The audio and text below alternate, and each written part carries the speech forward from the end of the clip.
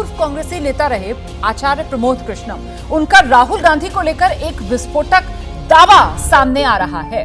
सरकार आने पर राम मंदिर का फैसला पलटना चाहते हैं राहुल गांधी, ये कह रहे हैं आचार्य प्रमोद कृष्णम।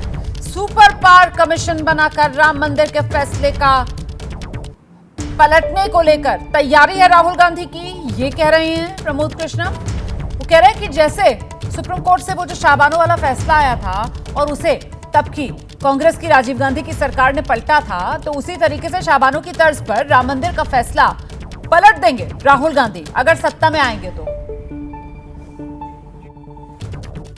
जो राम का नहीं है वो राष्ट्र का नहीं हो सकता है, और जो राष्ट्र का नहीं है वो राम का नहीं हो सकता है, और जो राम का नहीं है वो किसी काम का नहीं है। अगर इस चुनाव में जो भी लोग इस देश को प्यार करते हैं वो सब के सब नरेंद्र मोदी के साथ खड़े नजर आएंगे, और जो नरेंद्र मोदी के साथ खड़े नहीं होंगे वो देशद्रोही कहलाएंगे।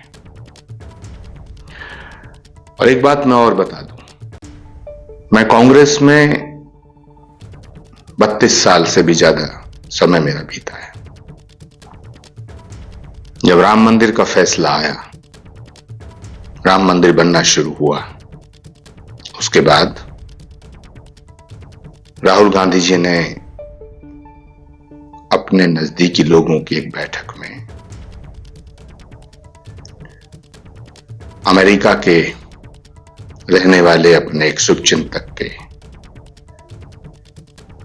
कहने पर, इशारे पर, सलाह पर यह बात कही थी कि अगर हमारी सरकार बनती है तो हम सुपर पावर कमीशन बना करके राम मंदिर के फैसले को पलट देंगे। उन्होंने यह भी कहा था जिस तरह शाहबानो का फैसला राजीव गांधी जी ने पलटा था, 3 तलाक के मुद्दे को लेकर के शाहबानो का फैसला, सुप्रीम कोर्ट का जो फैसला था उसको बदल दिया गया था। तो जब शाहबानो का फैसला बदला जा सकता है तो राम मंदिर का फैसला क्यों नहीं बदला जा सकता है। तो ये आचार्य प्रमोद कृष्णम है, कांग्रेस पार्टी की तरफ से इन्हें बाहर का रास्ता दिखाया जा चुका है। अब ये चुनावी माहौल में ये बड़ा विस्फोटक दावा कर रहे हैं कि साहब अगर कांग्रेस सत्ता में आ जाती है तो फिर राहुल गांधी की मंशा ये है कि वो राम मंदिर वाला सुप्रीम कोर्ट का फैसला पलट देंगे, बिल्कुल उसी तर्ज पर जैसे उनके पिता के जमाने में जब कांग्रेस की सरकार थी तो सुप्रीम कोर्ट से जो शाहबानो के हक में फैसला आया था उसे राजीव गांधी की सरकार ने पलट दिया था। उदित राज जी, प्रमोद कृष्णम जी बड़ा दावा कर रहे हैं, विस्फोटक दावा कर रहे हैं, सत्ता में अगर आ जाएंगे तो राहुल गांधी राम मंदिर वाला सुप्रीम कोर्ट का जो फैसला है वो पलट देंगे, जैसे शाहबानो के मामले में पलट दिया था कांग्रेस की तब की सरकार ने। आपकी प्रतिक्रिया? देखिए, ऐसा है कि फिर गद्दारी किया इन्होंने ही, प्रमोद कृष्णन ने। अगर उस समय जब कहा था तो ये राम भक्त थे तो उसी समय इस बात का खुलासा करना चाहिए। तो ऐसे राम भक्त जो गद्दार हैं राम के प्रति, उनका कोई वो नहीं है, भक्ति नहीं है, तब राजनीतिक भक्ति चल रही तो क्यों नहीं उस समय बोला। एक बात है। दूसरी बात है, आप शाहबानो इस देश का में समानता खोजते, आश्चर्य होता। यहाँ तो ढांचा बन गया, मंदिर है, ये सारा चीज, वो तो केवल एक लॉ पॉइंट था। लॉ इम्प्लीमेंटेशन हो गया तो हो गया। तो आप लोग ये सवाल क्यों नहीं पूछते कि प्रमोद कृष्णन जी आप जब कांग्रेस में थे तो आपके क्यों नहीं कहा? ये सवाल पूछिए कि क्यों नहीं कहा। इसके मतलब आपने भगवान राम के प्रति गद्दारी किया। उनसे सवाल मैं पूछता हूँ या नहीं? उदित राज जी, मुझे जैसे प्रमोद कृष्णन जी मिलेंगे मैं सबसे पहला उनसे यही सवाल पूछूंगी जो आप कह रहे हो, क्योंकि ये सवाल वाकई में सबके मन में आता है कि साहब अगर वाकई में ऐसा कुछ हुआ है तो तभी प्रमोद कृष्णम की तरफ से सवाल क्यों नहीं उठाया गया। बहुत शुक्रिया हमसे बात करने के लिए। उदित राज को आप सुन रहे थे जो कह रहे हैं राम भक्त नहीं है। ये जो बयान दे रहे हैं प्रमोद कृष्णम, इससे तो ये साबित हो रहा है कि प्रमोद कृष्णम दरअसल राम से गद्दारी करने वाले आचार्य हैं, क्योंकि अगर उनकी जानकारी में था कि राहुल गांधी ऐसा प्लान कर रहे हैं तो फिर अपनी राजनीतिक जो निष्ठा है वो बदलने का इंतजार क्यों कर रहे थे प्रमोद कृष्णम? तभी उन्होंने बात आकर मीडिया के सामने क्यों नहीं बता दी? तभी उन्होंने राहुल गांधी का भंडाफोड़ क्यों नहीं किया? अब जबकि कांग्रेस से अलग हो गए, हालांकि बीजेपी में शामिल नहीं हुए हैं, लेकिन कांग्रेस से अलग होने के बाद ही प्रमोद कृष्णम ये विस्फोटक दावा क्यों कर रहे हैं, वो भी इस चुनावी माहौल में। सर, आप किस तरीके से देख रहे हैं? हालांकि कांग्रेस की प्रतिक्रिया सामने आई है, वो कह रहे हैं साहब ये तो फिर गद्दारी हो गई, राम से प्रमोद कृष्णम जी को पहले से पता था तभी भंडाफोड़ करता है। खैर, गद्दारी वगैरह जैसे शब्द मैं इस्तेमाल नहीं करूंगा, लेकिन इतना जरूर है कि ये सवाल तो मेरे मन में भी है कि आप राम भक्त हैं, आचार्य हैं, कल के पीठाधीश्वर हैं, तो जिस वक्त, अगर पहली बात तो क्या उस बैठक में ये आचार्य थे जब राहुल, जिस बैठक की, कथित बैठक की बात कर रहे हैं कि राहुल गांधी ने ऐसा कहा, तो क्या उस बैठक में ये थे?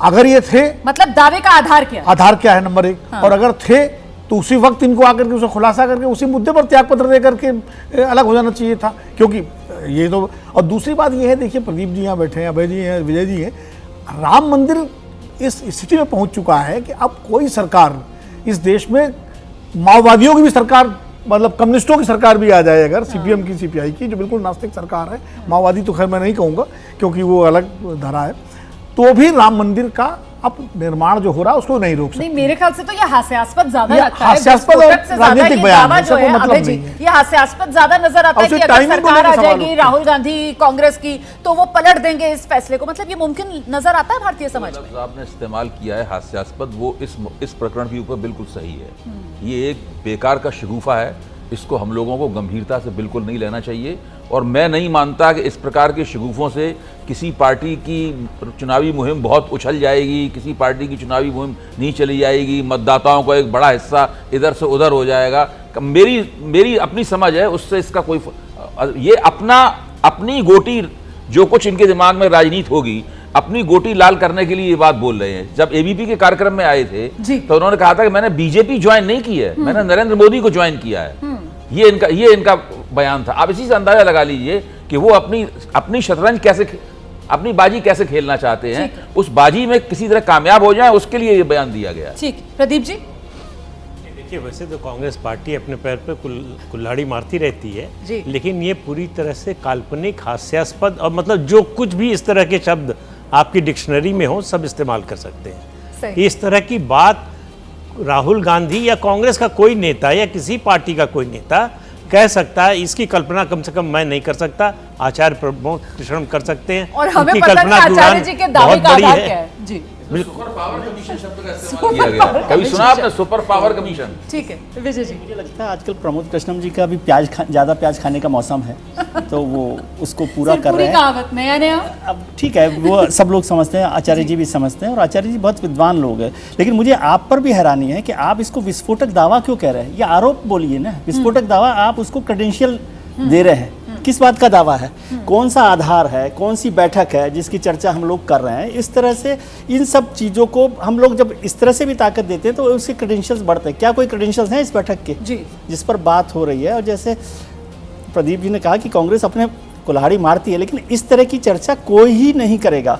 और शाहबानो केस, जैसे विनोद जी ने भी कहा कि आज राम मंदिर जहाँ पर पहुँचा है वहाँ से उसको पलटना, उसको उलटना, ये सारी बातें करना, और उदित राज जी गद्दारी कह रहे हैं वो अलग बात है, लेकिन आप तो राम भक्त हैं, आप उस समय खड़े हो जाते। राम भक्त से ज्यादा कांग्रेस पार्टी प्यारी थी आपको, बिल्कुल, आप उस समय छोड़ देते कांग्रेस। ये वाजिब सवाल है जो यहाँ पर आचार्य प्रमोद कृष्णम को सामने आना चाहिए और इन सवालों के जवाब देने चाहिए कि आखिरकार उनके दावे का आधार क्या है और क्यों ना उनके दावे को हवाई ही माना जाए। और अगर उनको पहले से इस बारे में जानकारी थी तो फिर राम भक्ति आचार्य जी की कैसी है कि वो पहले सामने नहीं आए, और जो उनकी राजनीतिक निष्ठा थी उन्होंने उनके पांव में बेड़ियां बांधे रखी, और अब आकर वो इस तरीके के दावे कर रहे हैं जबकि माहौल चुनावी है। बड़ी खबर, कांग्रेस ने रायबरेली और अमेठी के लिए 2 वरिष्ठ पर्यवेक्षकों की नियुक्ति की है, 2 ऑब्जर्वर्स की नियुक्ति की गई है, अमेठी के लिए और रायबरेली के लिए। भूपेश बघेल को रायबरेली के लिए पर्यवेक्षक बनाया गया है और राजस्थान के पूर्व मुख्यमंत्री अशोक गहलोत को अमेठी का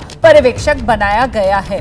तो कांग्रेस के 2 पूर्व मुख्यमंत्री जिन्हें अमेठी और रायबरेली में पर्यवेक्षक के तौर पर जिम्मेदारी पार्टी की तरफ से दी गई है।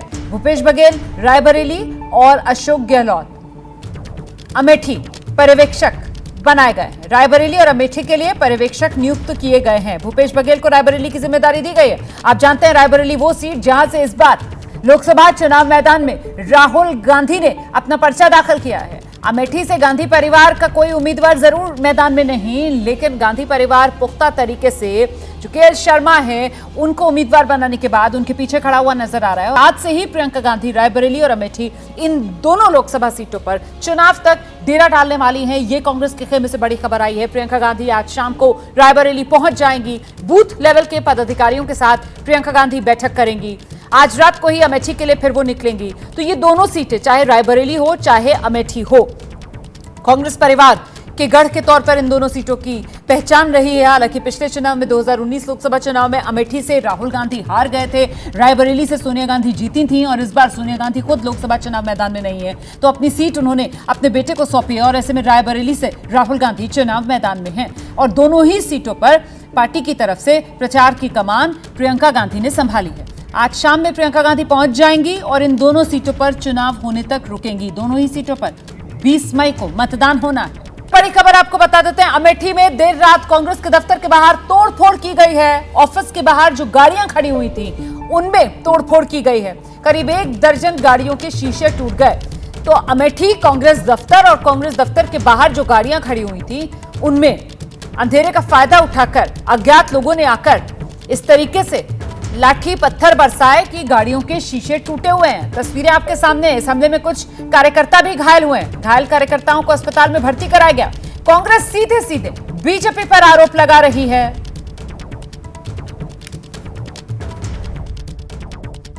हमारी अमेठी की संस्कृति कभी नहीं रही। यहाँ लोकतंत्र के बहुत से इलेक्शन हुए। ये हम पहली बार ये देख रहे हैं ये कौन लोग आगे चुनाव लड़ने जो इस तरह की संस्कृति पैदा कर रहे हैं। 15 दिन बाद यही कांग्रेसी यही बीजेपी वाले आपस में इनके रिश्ते भी हैं, लेकिन ये किस तरह का कल्चर पैदा करके जा रहे हैं कि हमारे भाइयों को भाइयों से लड़ाने जा रहे हैं। भाई उनकी विचारधारा के लोग उनके साथ रहें, हमको कोई ऐतराज़ नहीं। हमारी विचारधारा के लोग हमारे साथ रहें, वोट मांगे, अपने काम पे मांगे, हम अपने पे प्रचार करें। ये इस तरह एक तो पहली बात है, इससे हम डरने उड़ने वाले तो नहीं हैं। बड़ा सवाल जिस पर हम चर्चा करने जा रहे हैं, इन दो सीटों पर अमेठी और रायबरेली, दो मोर्चों पर प्रियंका, चुनावी गेम बदलेगा। प्रियंका की मौजूदगी इन दोनों सीटों पर, प्रदीप जी आपका आंकलन क्या कहता है? अमेठी रायबरेली, हालांकि अमेठी से कोई गांधी परिवार का उम्मीदवार नहीं है, लेकिन फिर भी प्रियंका गांधी की मौजूदगी दोनों सीटों पर। पिछली बार भी थी, मुझे लगता है पिछली बार भी उनके पास ही प्रभार था। बिल्कुल दोनों सीटों का प्रभार था। और पहली बार राहुल गांधी चुनाव हार गए थे, तो उन्हीं के नेतृत्व में हारे हैं।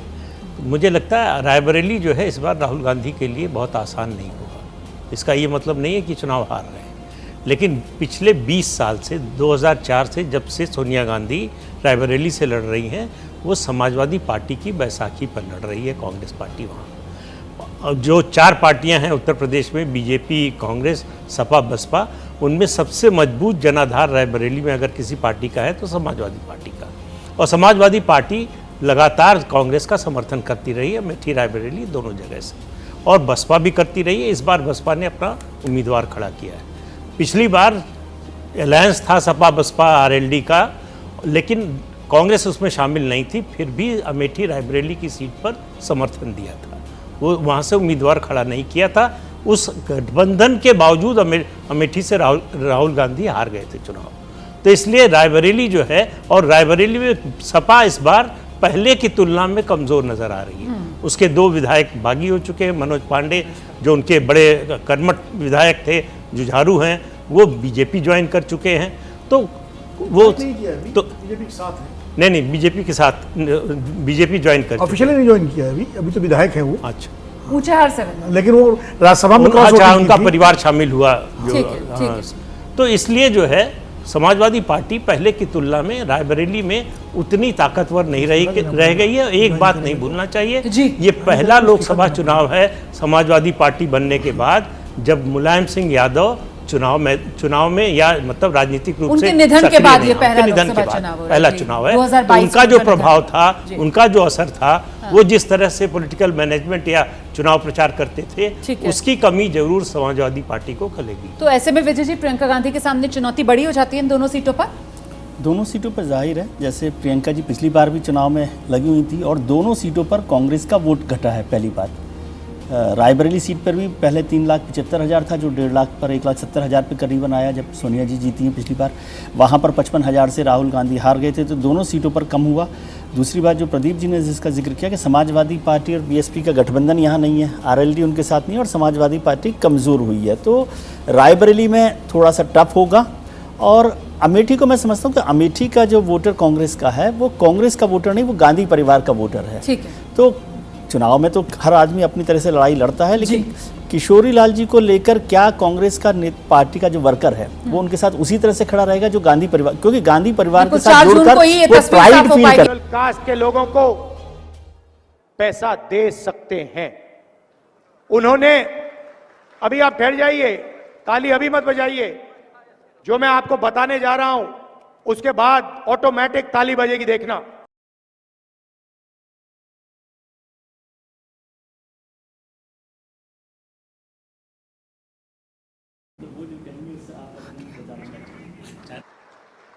महालक्ष्मी योजना हिंदुस्तान के सारे गरीब परिवारों की लिस्ट बनेगी। हर गरीब परिवार में से एक महिला चुनी जाएगी। आदिवासी परिवार, दलित परिवार, पिछड़ों के परिवार, किसानों के, मजदूरों के, गरीब जनरल कास्ट के परिवार, हर परिवार में से एक महिला का नाम चुना जाएगा और उस महिला के बैंक अकाउंट में हम 10,000 रुपए नहीं, 30,000 नहीं, 50 नहीं, 70,000 नहीं, 80,000 नहीं, 90,000 नहीं, 1 लाख रुपया उसके बैंक अकाउंट में हम डालने जाएंगे। बजी ना ताली। 1 लाख रुपए हर गरीब परिवार के बैंक अकाउंट में जाएगा। हर महीने 8,500 रुपए, हर साल 1 लाख रुपए, उस दिन तक जिस दिन तक वो परिवार गरीबी रेखा से ऊपर आ जाएगा। जिस तरीके से प्रियंका गांधी हालांकि पहले भी ये जिम्मेदारी निभाती आई है, अमेठी, रायबरेली, लेकिन तब परिवार की तरफ से उम्मीदवार होते थे जिनका वो चुनाव की जिम्मेदारी निभाती थी। इस बार अमेठी में परिवार की तरफ से कोई नहीं है। केएल शर्मा वहां पर उतरे हुए हैं और समाजवादी पार्टी भी उतनी मजबूत इन इलाकों में नहीं रही है, तो चुनौती बड़ी नहीं। देखिए, ये तो कोई पैमाना नहीं, समाजवादी पार्टी मजबूत रहेगी नहीं रही। मनोज पांडे अगर मालूम चले भी गए तो समाजवादी पार्टी का आधार थोड़ी चला गया उनके साथ। फिर स्थानीय समीकरण मनोज पांडे और दिनेश सिंह के जो बीच में जो प्रतिद्वंदिता है स्थानीय है, वो भी एक फैक्टर है। और दिनेश सिंह के परिवार के लोग चुनाव हार चुके हैं, जिला बोर्ड का और डिस्ट्रिक्ट बोर्ड का। उनका भाई विधायक का चुनाव हार चुका है। तो ऐसा नहीं कि दिनेश सिंह कोई बहुत बड़ी चुनौती पेश करने वाले हैं रायबरेली में राहुल गांधी को। राहुल गांधी वहाँ से काफ़ी सुविधाजनक स्थिति में है चुनाव में, जो खुद बीजेपी के लोगों को भी। सर, लेकिन मैं एक बात समझ अमेठी की जहाँ तक बात है, आप ही से सवाल है मेरा। हाँ। और सवाल ये है कि कांग्रेस पार्टी जो है कोई भी रणनीति में तब्दीली करते हुए आपको नजर आती है, खासतौर से इन 2 सीट के लिए, वो भी तब जबकि 2019 में आप देख रहे हैं कि कैसे आपकी सियासी जमीन अपने गढ़ में। 2019 को बार बार आप पैमाना मान नहीं। 2019 का चुनाव, 2014 का चुनाव, 2004 का चुनाव, 2009 का चुनाव, हर चुनाव की अलग परिस्थिति होती है। ठीक है। फिर आप 2009 को ले आइए, अगर आप 19 से तुलना कर रहे हैं। 9 में तो कांग्रेस बड़ी अच्छी स्थिति में थी, लेकिन 14 में और 19 में बिगड़ गई। तो 2019 में पुलवामा, बालाकोट के बाद जो राष्ट्रवाद का ज्वार था और जो नरेंद्र मोदी के प्रति जो आकर्षण था, वो भी बहुत बड़ा फैक्टर था। और कांग्रेस डिक्लाइनिंग फेज में थी 14 में भी और 19 में भी। लेकिन अभय जी, क्या अभी कांग्रेस डिक्लाइनिंग फेज में नहीं कहा जाएगा है? और क्या अभी मोदी का आकर्षण जिसका जिक्र कर रहे हैं यहाँ पर विनोद अग्निहोत्री जी, वो तो सारे सर्वेज में यही निकल कर आ रहा है कि वो तो अपने बिल्कुल चरम पर है। देखिए, जो सर्वेवाणी में, भविष्यवाणी आकाशवाणी की तरफ से सर्वेवाणी आजकल कहने लगा हूँ, तो सर्वेवाणी में जो बातें निकल के आती हैं वो उसका एक तरीका है सर्वे करने का। मैं खुद भी सर्वे करने की दुनिया से जुड़ा रहा हूँ, तो एक सीमा तक ही उससे राजनीतिक यथार्थ जो है पकड़ में आता है जी। मेरा मानना है कि इस चुनाव में कुछ अनपेक्षित सा घटित हो रहा है, जिसकी मुझे उम्मीद नहीं थी ऐसा होगा। मुझे लगता है भाजपा को भी ये उम्मीद नहीं थी कि ऐसा घटित होगा। क्या? इतनी सुस्ती, हाँ, ये सुस्ती जो है ना, जो कार्यकर्ताओं में भी सुस्ती है, पूरे चुनाव में एक मुरझा। जैसे मैं अपने शहर फ़ोन करता हूँ, भाई आज चुनाव कैसे चल रहा है, तो वो बहुत सारे लोग हमारे मित्र भाजपा में हैं और वरिष्ठ नेता हैं वहाँ के, तो वो सब कहते हैं बहुत मज़ा नहीं आ रहा चुनाव में कुछ भी। ये अजीब तरह से प्रदीप जी ने एक बार बड़ा अच्छा डायलॉग बोला था, सुस्ती और पस्ती वाला डायलॉग, आपको याद होगा, मतलब है। तो वो वैसा माहौल है अब इस माहौल की वजह से नतीजा कितना प्रभावित होगा इसके बारे में कोई कुछ नहीं कह सकता गारंटी के साथ में। हम लोगों को देखना पड़ेगा कि ये जो हो रहा है ये एक अनुभव होगा, हम लोगों के लिए भी एक नया अनुभव होगा राजनीतिक समीक्षकों के लिए। उत्तर प्रदेश के चुनाव में जौनपुर सीट पर एक बड़ा गेम हो गया है। सूत्रों के हवाले से बड़ी खबर ये सामने आ रही है कि पूर्व बाहुबली सांसद धनंजय सिंह की पत्नी श्रीकला रेड्डी लोकसभा चुनाव नहीं लड़ेंगी। श्रीकला रेड्डी ने बीएसपी के टिकट पर चुनाव लड़ने से इनकार कर दिया है, जिसके बाद अपना पर्चा वो वापस लेने जा रही हैं। पता ये चला है कि धनंजय सिंह ने बीएसपी के नेताओं को खुद फोन कर ये जानकारी दी, जिसके बाद अब बीएसपी से श्याम सिंह यादव नामांकन भरने वाले हैं।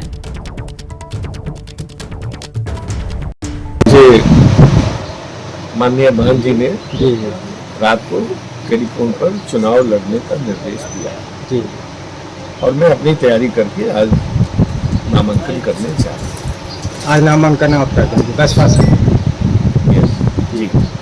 जनता जानती है, अभी मैं बहुत प्रचार प्रसार नहीं कर पाया, जितना मैंने काम किया है वो मैं अब वक्त आ गया है कि उसको मैं छपवा के बटवाऊं। तो जौनपुर की सियासत से जुड़ी ये बड़ी खबर है और ऐसे में अब वो सवाल जिस पर हम चर्चा करेंगे, बिसात बिछाते धनंजय बाहुबली से किसको भय। और मामला बड़ा दिलचस्प इसलिए हो रहा है प्रदीप जी कि एक तरफ बीएसपी है जो कह रही है कि साहब धनंजय सिंह की पत्नी मना कर रही है चुनाव लड़ने के लिए, वहीं दूसरी तरफ धनंजय सिंह है जिनके हवाले से कहा जा रहा है कि साहब बीएसपी नहीं चाहती है हम चुनाव लड़ें। तो मामला बड़ा पेचीदा होता हुआ जौनपुर की सियासत किस तरफ बढ़ती हुई आप देख रहे हैं? नहीं, पेचीदा नहीं, मुझे तो बड़ा स्पष्ट दिखाई दे रहा है कि बीजेपी ने मैनेज किया है धनंजय सिंह को। धनंजय सिंह की पत्नी अगर चुनाव लड़ती है तो बीजेपी के उम्मीदवार के लिए जीतना कठिन हो जाता है। तो धनंजय सिंह का जौनपुर में 1-1.25 लाख 1.5 लाख वोट है उनका पर्सन, और निर्दलीय लड़े किसी पार्टी से लड़े उतना वोट आता है। खुद भी सांसद रहे जौनपुर से बीएसपी के टिकट पर जी। तो इसलिए अगर उनकी पत्नी मैदान में होती हैं और उनको तो जमानत भी मिल चुकी है, तो इसलिए धनंजय सिंह को तो इस बीजेपी का बड़ा नुकसान हो सकता था। वैसे भी बीजेपी के उम्मीदवार को लेकर वहाँ बहुत ज़्यादा उत्साह नहीं है कृपाशंकर सिंह को लेकर। तो इसलिए जो है बीजेपी ने मुझे जो समझ में आता है जितना कि बीजेपी ने मैनेज किया है, उनको विड्रॉ कराया है। बीजेपी ने मैनेज कर लिया, बीजेपी ने विड्रॉ करा लिया, लेकिन वो कहते हैं ना गुड़ खाए गुड़गुलों से परहेज, वही हालत धनंजय सिंह की है। वो कह रहे हैं साहब हमें तो बीएसपी ने हमारा टिकट काट दिया, हम तो लड़ने के लिए तैयार थे। प्रदीप जी ने बहुत स्पष्ट तरीके से इस तस्वीर को रख दिया, इसके ज़्यादा बचा नहीं है। और इस पर हम जब से चर्चा करते रहे हैं, जब कृपाशंकर सिंह जी वहाँ पर आए भारतीय जनता पार्टी की तरफ से, पार्टी में भी उसको लेकर बहुत विरोध था। और उत्तर प्रदेश की यदि सबसे कमज़ोर उम्मीदवार के तौर पर लोगों ने देखा तो वो कृपाशंकर सिंह को देखा।